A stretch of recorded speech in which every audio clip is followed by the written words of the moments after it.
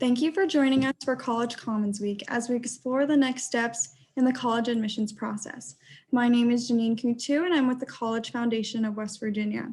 We are extremely excited to host our second annual College Commons Week event, an opportunity that allows us to work together with college campuses to help students navigate the college going process. This afternoon, we are pleased to announce that representatives from Wheeling University has joined us for this webinar series. Joining us from Wheeling University is Director of Admissions, Jennifer Board. Thank you for joining CFWV for this statewide initiative. Through this initiative, we aim to help West Virginia students and families prepare and transition to college. As I get ready to turn this presentation over to our presenter, I ask that you use the chat box to ask any questions you may have throughout our time together this afternoon. Staff will address those questions and ensure that they are answered before we conclude today's webinar. This webinar is being recorded and will be made available on cfwv.com later this week. With that being said, Jennifer, welcome. And now I turn this webinar over to you. Thank you so much, Janine. Hi, my name is Jennifer Board. I'm the Director of Admissions at Wheeling University. Very happy that we can still have the opportunity to connect virtually in this world that we live in right now. And now I have had technical issues like mad. Oh my gosh, this has just been insane. And now I've just chopped off the thing again. I don't know what I've done. I apologize. This is just for those bearing with me, but so this is Wheeling University. We are located in Wheeling, West Virginia, in the Panhandle, as most of us refer to the location of us. And you know, here at Wheeling U, we are the only campus-based Catholic institution in the state of West Virginia, priding ourselves on three buzzwords that you hear a lot: life, leadership, and service. And it really is you know, what is infused throughout our curriculum, from classes to how it feels on this campus. But Wheeling U is a small school. We are about, you know, 700 students strong, but we're covering 15 countries and 33 states. So I always feel like it's a diverse campus, you know, whether that's athletes, non-athletes. We're about 50% Catholic, 50% non. Class size is roughly 15 students with a student to faculty ratio of 11:1. So we are small, but yet offering all the amenities of, you know, a bigger university, and still keeping true to the mission of Wheeling and what it is that we are about here. But our students are involved in leadership activities. They're involved in mission work. Of course, that has changed greatly in the world of COVID. We're not able to do community service and things like we have been used to doing at this place. So we're hoping that that will change. But because we're a small campus, students can get involved in athletics. They can get involved in campus clubs and organizations, or they can create one of their own if we don't have it. I went to a very big school. I certainly couldn't do that. But if there's something that, you know, a student is interested in here and we don't have it, it's an opportunity for students to create something, you know, and start it anew, you know, on their own. Student life, you know, as I've said, is still busy, you know, from clubs to activities to sporting events to things in the dorms that are planned on campus. So it does keep students, you know, very, very busy. We have all kinds of clubs and activities, and this is a very quick snapshot of some of the major clubs that are discipline specific. And then we have special interest groups, from the Black Student Union to, you know, the Student Nurses Association, Competitive Dance Club.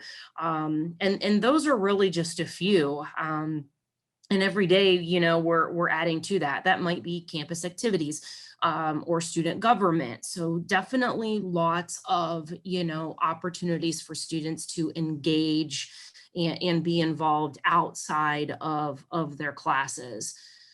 We are part of the MEC conference, the Mountain East Conference. So we are an NCAA Division II university.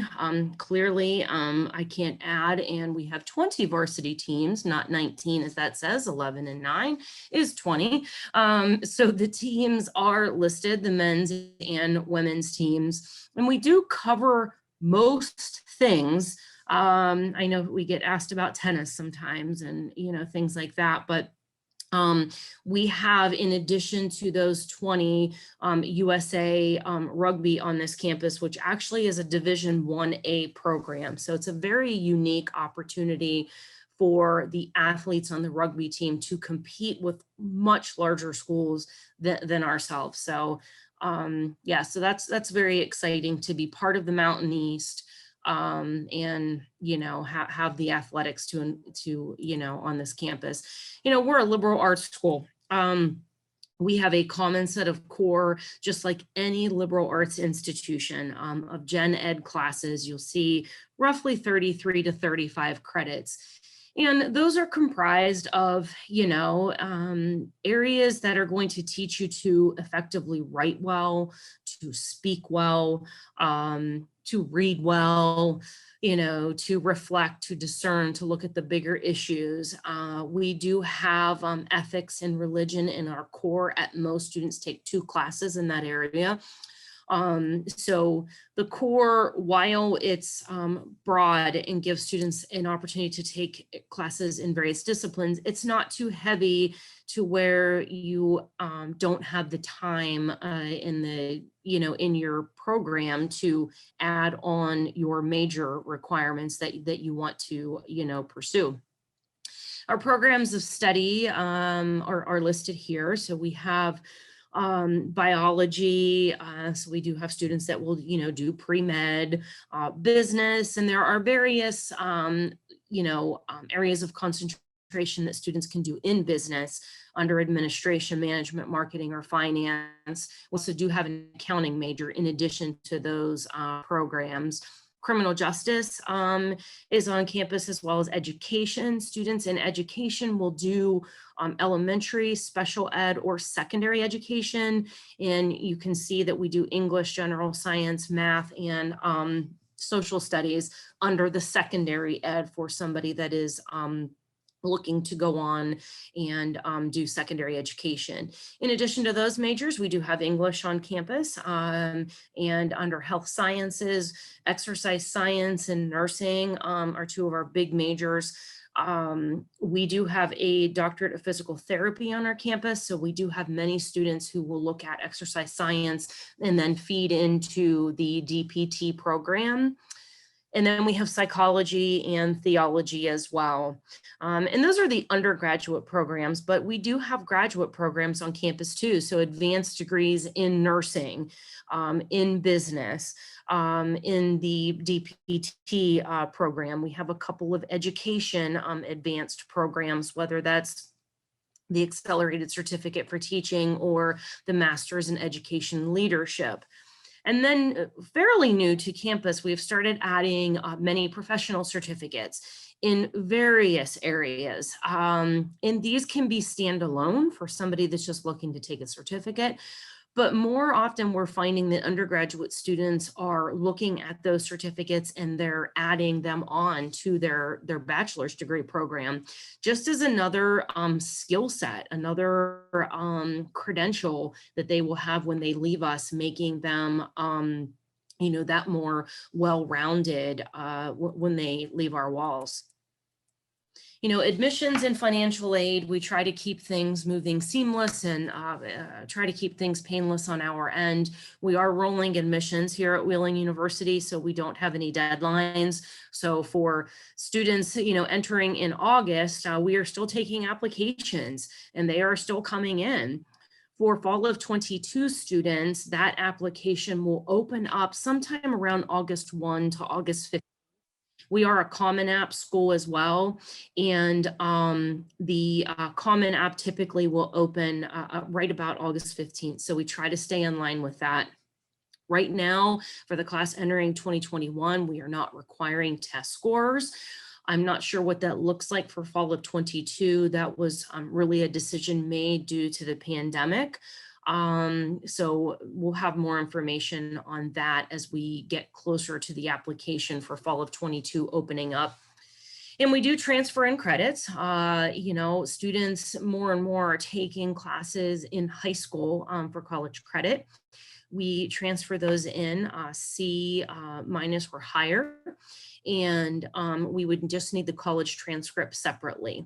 So, and we do decisions in the office every day. So as soon as we have a completed application as well as transcripts, then we move on and make those decisions daily. And we are having on-campus visits. We've been having on-campus in-person visits for a while now. We have them Monday through Friday, and we have 2 families in the morning, 2 families in the afternoon. So this are scheduled out throughout the summer, and the calendar is open. They can be scheduled right off of our website. Every student who gets accepted to Wheeling University does get a scholarship. Those scholarships range from 8 to 16,000, depending on a student's GPA right now. Again, when we're looking ahead to say fall of 22, I'm not sure what that looks like right now as far as the scholarship model for those that might be coming in fall of 22. But right now for fall of 21, they do range from 8 to 16,000. We, in addition, if a student graduates from a Catholic high school, we have an additional Catholic high school scholarship that stacks on top of that. And because we're a Division II school for athletics, we can stack athletic aid on top of the merit aid. And that's, something that the student will work with coach and, on that process with their financial aid.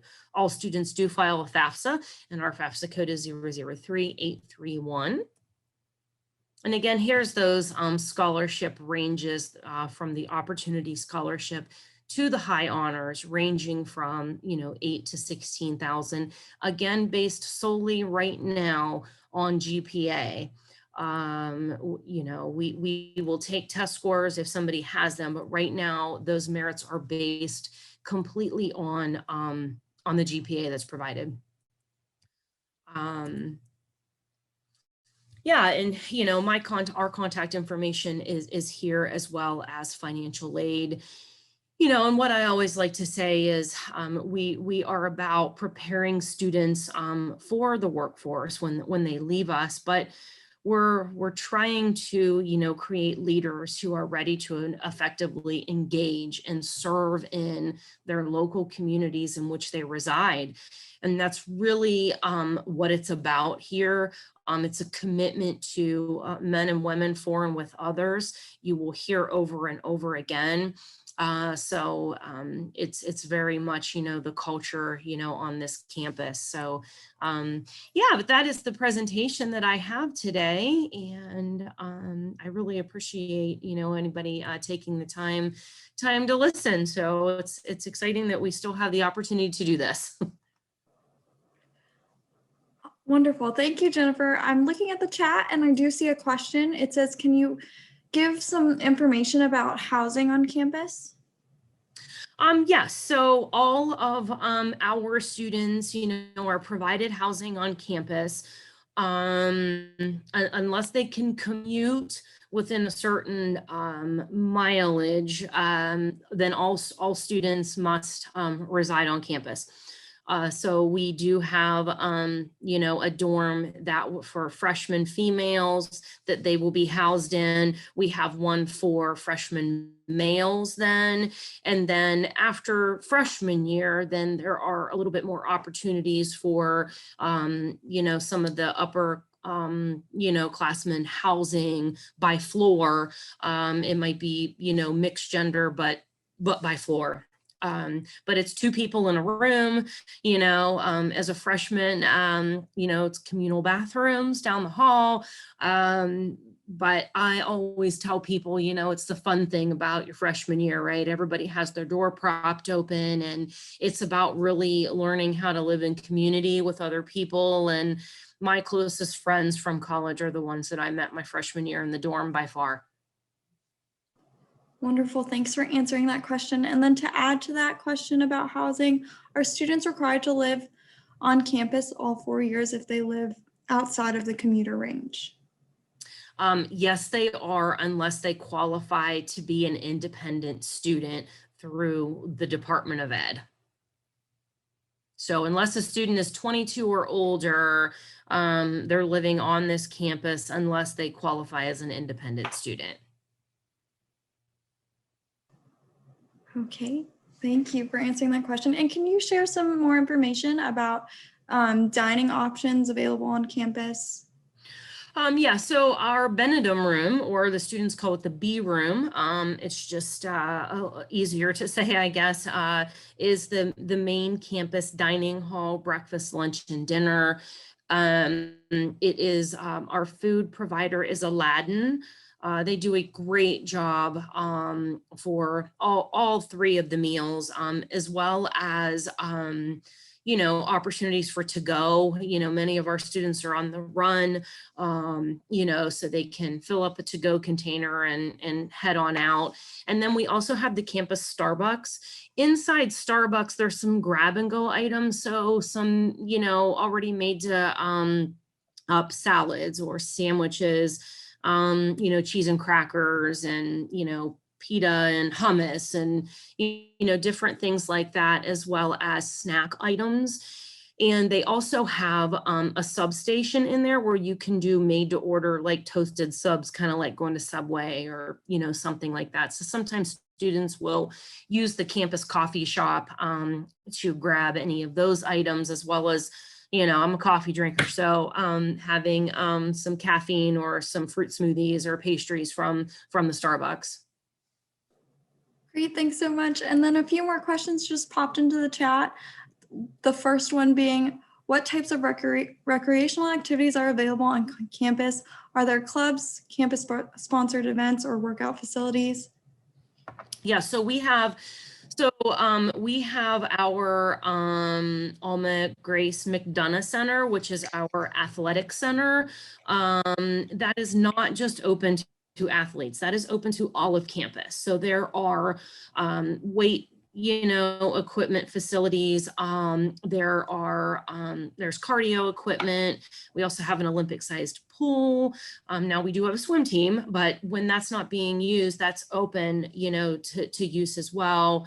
There's an indoor track above the basketball court. Of course, there's the outdoor track that can be utilized. Most of the dorms also have workout equipment in them up to a small scale, so that's the only caveat. Very basic, maybe a treadmill and step machine or something. Yeah, so there's that,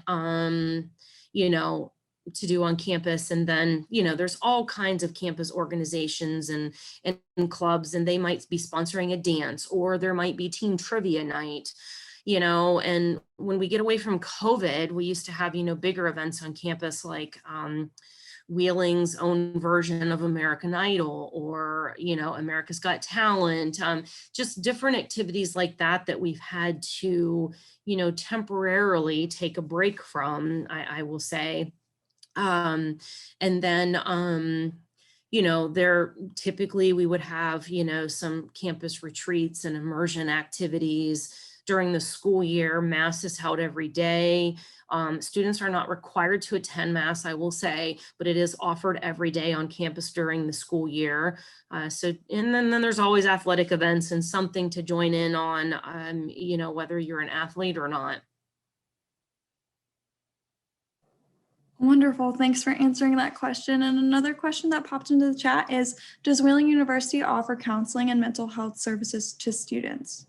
We absolutely do have a counselor on campus available to the students in a confidential setting. But yes, that is available to students at any time.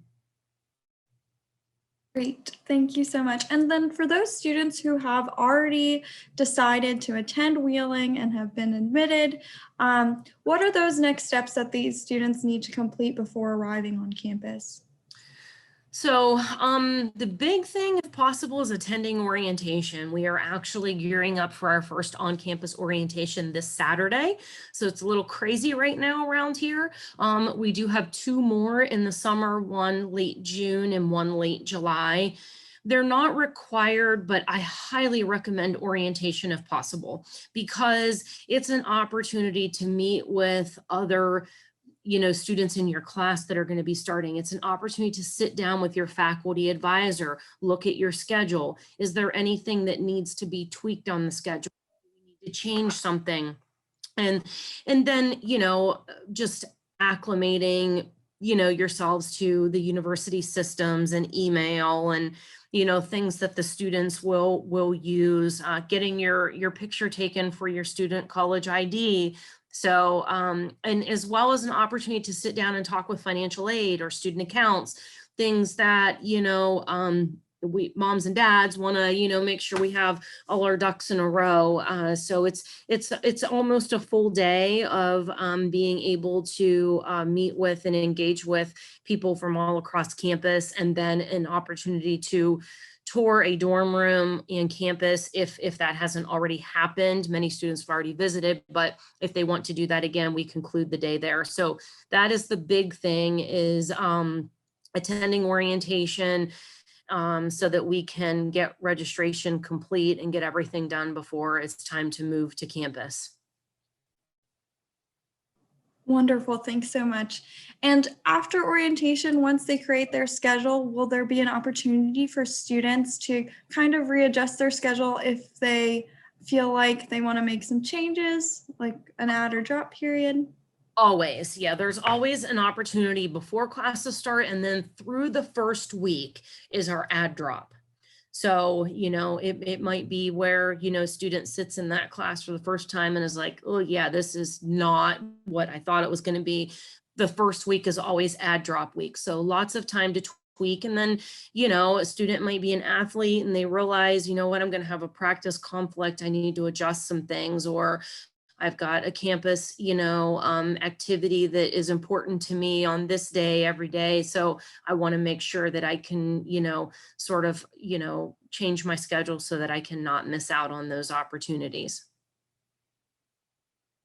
Great, thanks so much. And since orientation isn't required for students, if a student for some reason can't attend orientation, how will their advisor reach out to them, or how will scheduling work for those students? So scheduling will work. The advisor will do the schedule for them initially, and then we will be communicating virtually somehow. I don't know what that looks like yet for those that we know cannot attend, whether that's just, sending everything via email, or setting up a Zoom to, go over a schedule, or Zoom with the faculty advisor perhaps. But we haven't quite worked through that yet, but we will still take care of getting the initial schedule done, and then students will have the opportunity to tweak it. And then we will help, we have a student guide that we will mail out and also send via email that has a very conclusive list of everything that you need to make sure is taken care of before you arrive to campus. So that checklist is something that the admissions counselor will work with their individual students to go down through, so that when it's time to move in, we don't want any surprises, right? It's a stressful day. There's a lot going on for everybody. So we want you to arrive to campus, get your keys, get what you need, and get to your dorm and get settled. Awesome, great. Thank you so much for providing all that useful information. Another question that students have been commonly asking is, if I'm a first year student, am I allowed to bring my car on campus? What is the parking situation and what does that look like? Yes, so all first year students, and all students are allowed to have a car on campus. Parking is widely available. Students are charged for a parking pass for a year. It's right now, for students coming in, it's about $80 a semester. So $160 for a year for a parking pass for campus. Great. And for those students who don't have cars, is there public transportation available on your campus? Absolutely, great question. Yes, we have a bus, the Wheeling City bus system, and actually there's a drop off point right at the entrance to campus. And I have often, seen many students, getting off that way, or if they don't have a vehicle, taking that to Kroger or something if they, don't have somebody to take them. So that is not a problem. Wonderful, thank you. And another question just came into the chat. Do the residence halls have communal kitchens for students who might want to cook? The upper class, like junior, senior ones do. The freshman ones do not. Okay, thank you so much for that clarification. Oh, I just lost my train of thought. Oh, for students who may have a common cold or minor injuries or something like that, do you have a wellness center on campus where students can go for medication and things along those? Yes, sure. Yeah, we have our health center right on campus, actually right down the hall from admissions. And our campus nurse Judy, is here and very eager to always be there for students and help. So yes, we do have that on campus. And the nice thing about campus location too is we are Kroger is literally around the corner. There are pharmacies around the corner, as well as oh goodness, what's it called? Med Express is just around the corner from campus as well. Great. And another question just came in. Do students have to have health insurance to use the health center? All students do have to have health insurance on, just as a student, you have to show health insurance.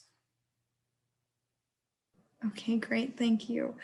What are the deposits and fees that need to be paid for, if any, before students arrive to campus? So there's a $200 deposit once a student decides that they're going to enroll. That 200 deposit is credited back to their account, so they get it back so long as they enroll. It's non-refundable otherwise. So that's the only deposit. And then students will be required to either set up a payment plan or pay in full for their fees during the month of July. So payment plans would begin July 1st, or payments in full are due later in July if a student's going to pay for the whole semester.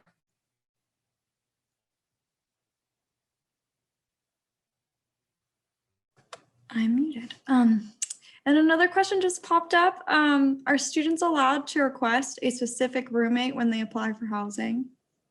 Absolutely, yes. So when a student fills out their housing application, there's a little like text box on the online application, and then both students will want to request each other in that box. So they are permitted to do that. They often do that. If they don't, we sort of do like a match.com, I guess, so to speak, for pairing roommates up. Wonderful, thank you. And another question we'd like to address is what services are available to help first-year students acclimate to campus? Well, I would say, all first-year students will take first-year experience. So it's a 1-credit class to help them acclimate not just to campus, but being a first-time student on campus. What's it like to be in college? Things to expect, but then we also have our Student Success Center on campus, very much a place for students to, look at how do I manage my time? How do I, teach myself how to study? Study skills, time management. I need a tutor, or I need somebody to help me go over this paper. So the Student Success Center is definitely another avenue other than first year experience, the first year experience course. And then I always say, It's great to engage with your peers. It's also great to rely on the staff here. Everyone here is so willing to help out the students, from the admissions counselor that worked with the student when they applied, to their coaches, to their faculty advisors, all the way up to the president's office. I tell students, if they haven't succeeded here, they haven't taken advantage of the support structure and the people that we have here put in place to help them succeed. Wonderful. Thank you so much for all that useful and beneficial information for students. I think the last question I've been hearing from students so far are, what about textbooks? Where should students go to get their textbooks? Are they included in anything? So they're not included in fees or anything. Textbooks are separate. But textbooks nowadays, people are getting them from all over. They're renting textbooks. They're going to Amazon and getting their textbooks. They're printing books.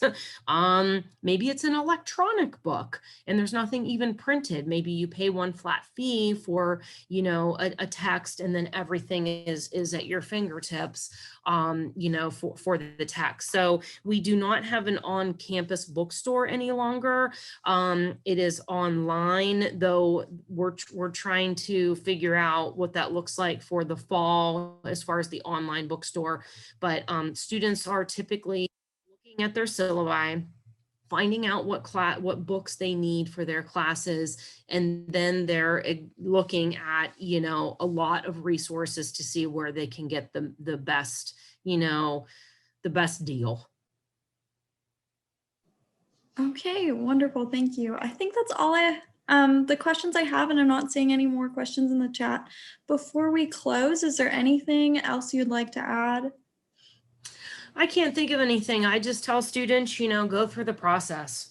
Don't let a price, chase you away. Apply, it's free. Submit a FAFSA, it's free. Let us put together a financial aid package. I think oftentimes a student might be surprised if they, see the process through, and visit campuses if you can. If you are able to visit, that visit is critical in getting a feel for, if you think this is going to be home or not. All right, well, we want to take the time to thank Willing University for joining the College Foundation of West Virginia during College Commons Week. Please be sure to reach out to Jennifer with any questions you may have, and through the contact she provided on the slide on your screen. And thank you to those who joined us today to participate in this webinar series. If we can be of further assistance, please reach out to us at cfwv.com. Thank you, everyone, and have a great afternoon. Thank you.